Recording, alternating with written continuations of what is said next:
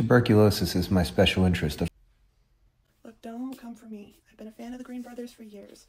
There was even a time when I couldn't fall asleep unless I was listening to their podcast, so I'm going to say all of this with love, alright?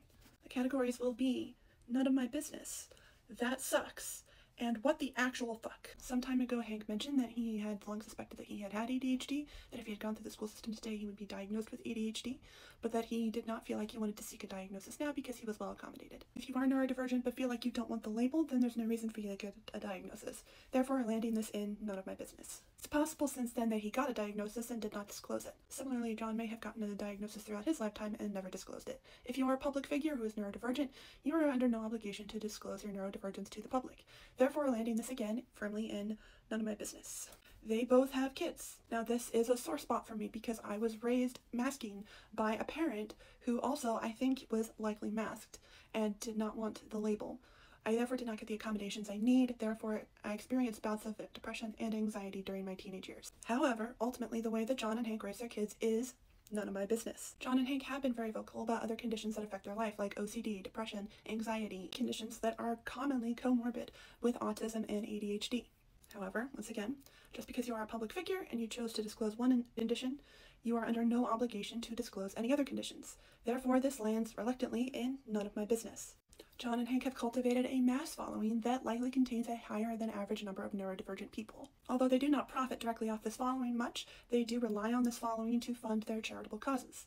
This we can file directly into That Sucks. Hank has made a string of YouTube videos about his difficulties with identity, with theory of the mind, with timing and scheduling, planning, executive function in general. If we recontextualize this with another disability, think of it as a person coming out and saying, I don't really like the label of blind. I have never received a diagnosis of blind. That's fair. That's fine. But then they turn around and make a series of YouTube videos that say, why am I bumping into things all the time? Hey, you know how everyone has trouble seeing the TV? Oh man, reading is so hard. I can't believe that this is such a big part of our society when I can barely see the page. It's just weird. Unfortunately, just weird is not a category, and therefore I file this under This Sucks. YouTube videos, Hank has disparaged the medical model of disability and broadcasted his belief that the social model is the only acceptable model.